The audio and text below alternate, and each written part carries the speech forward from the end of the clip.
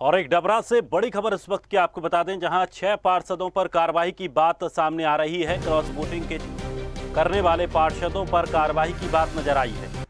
नगरपालिका अध्यक्ष उपाध्यक्ष चुनाव में क्रॉस वोटिंग का मामला सामने आया है। पार्टी से बगावत करने पर स्थानीय 6 पार्षदों पर कार्रवाई की जाएगी।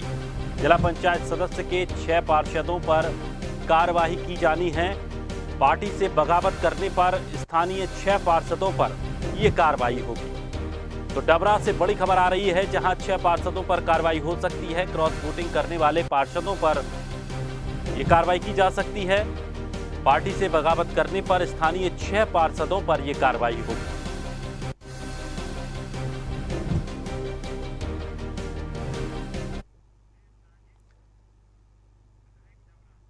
और हमारे साथ डबरा से विधायक सुरेश राजे जी हमारे साथ जुड़ गए हैं। सुरेश जी, जिस तरह से क्रॉस वोटिंग की जो खबरें आई, उसके बाद अब ये माना जा रहा है कि जो पार्षद हैं उन पर कार्रवाई की जा सकती है।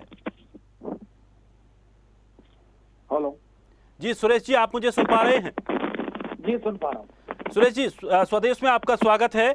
जिस तरह से डबरा में जो चुनाव हुए, उन चुनावों के बाद पार्षदों की क्रॉस वोटिंग का मामला सामने आया, उन पर कार्रवाई की बात भी यहां सामने आ रही है। जी साहब, क्या उन पर कुछ कार्रवाई की जा रही है? देखिए, संगठन स्तर पर संगठन का काम है, संगठन के सब संज्ञान में है और संगठन उसके अपने स्तर पर छानबीन करके कार्रवाई करेगा।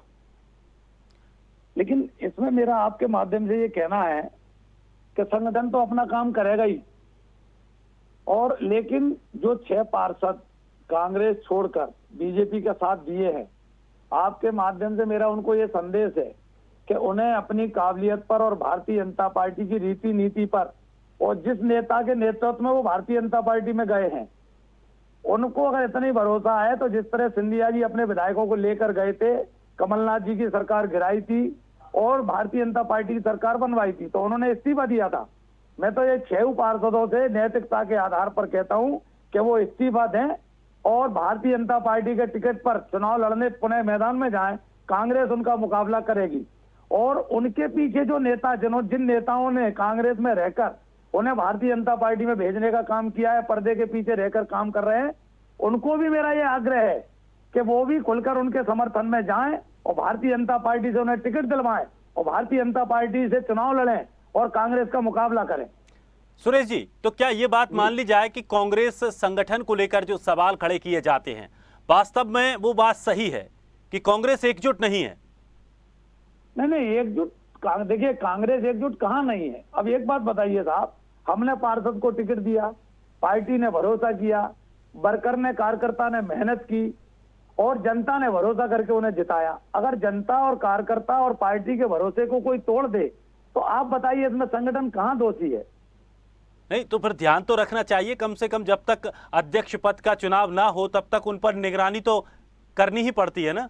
देखिए साहब, आप निगरानी की कह रहे हो, कोई अपने दामाद की इतनी खुशामद नहीं करता जितनी खुशामद हमने उन पार्षदों की है। मैं इतने बड़े ऐसे कड़े शब्दों में कह रहा हूँ। आप निगरानी की कह रहे हो, हमने वो सब कुछ किया, अपने घर परिवार को छोड़ के उनकी सेवाएं की, अपने पूजा पाठ को छोड़ के पूरा ध्यान रखा, लेकिन इसके बावजूद आप देखिए साहब, किसी को बांध के नहीं रख सकते। अच्छा, आप रख लोगे, वोट डालने कौन जाएगा? पार्षद जाएगा ना अंदर।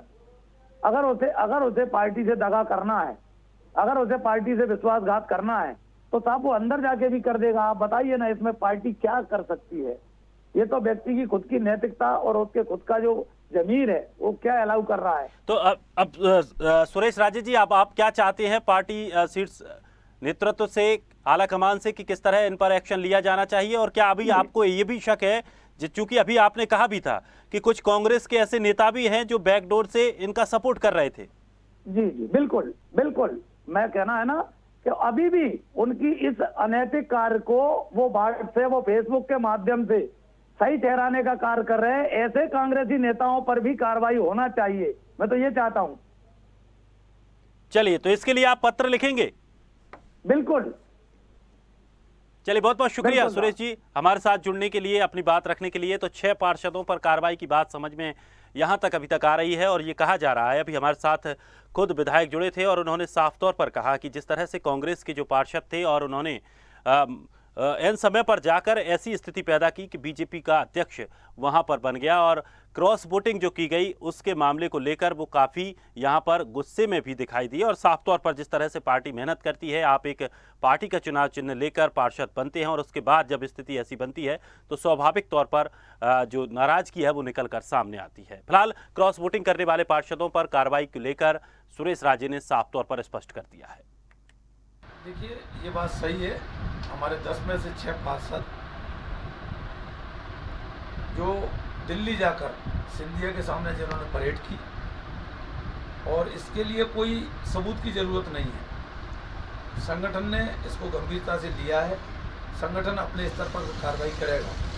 जहाँ तक 2 पार्षदों का सवाल है, उन्होंने दिल्ली से आकर क्रॉस वोटिंग करने के बाद एक उपाध्यक्ष बन गए थे, वो आधा घंटे बाद जिन्होंने भाजपा की सदस्यता ले ली। दूसरा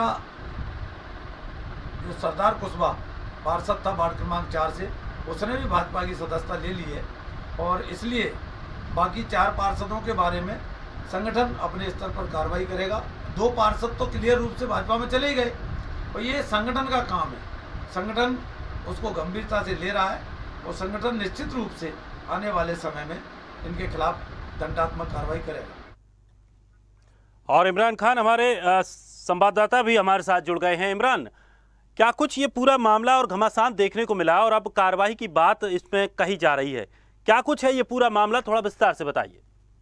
बिल्कुल भागीरथी, देखिए मैं आपको बता दूं कि 2 दिन पहले ग्वालियर जिले की डबरा नगर पालिका में अध्यक्ष पद के लिए निर्वाचन होता है, जिसको लेकर भाजपा के 14 पार्षद जो पार्टी की तरफ से जीतकर आए थे, वही कांग्रेस के भी 10 पार्षद चुनाव जीतकर पार्टी के कहीं ना कहीं एक निशान पर कांग्रेस पार्टी के जीतकर आए थे, जिसको लेकर जब अध्यक्ष और उपाध्यक्ष का चुनाव डबरा में संपन्न हुआ तो जब तो लक्ष्मी देवी बाई जो भाजपा की अधिकृत प्रत्याशी थी, वो भाई सुनीता महाराज सिंह कांग्रेस की प्रत्याशी थे, तो 10 पार्षद जो कांग्रेस के उनमें से 6 वोट ही कहीं ना कहीं सुनीता महाराज सिंह को मिलते हैं और 24 वोट जो है वो लक्ष्मी बाई को मिलते हैं, जिसको लेकर कहीं ना कहीं लक्ष्मी बाई विजय हो जाती है। उसके बाद कांग्रेस के जो 10 पार्षद थे उन्होंने कहीं ना कहीं 4 पार्षदों ने क्रॉस वोटिंग की और क्रॉस वोटिंग करने के बाद उसके बाद उपाध्यक्ष का चुनाव भागीरथी संपन्न हुआ। उपाध्यक्ष के चुनाव में कहीं ना कहीं कांग्रेस को बड़ा बहुमत मिला, यानी कि भाजपा ने भी 3 क्रॉस वोटिंग की। भाजपा के 14 जो थे, तो भाजपा के जो कपिल खटीक थे उपाध्यक्ष थे, उनको 11 मत प्राप्त हुए थे और कांग्रेस के जो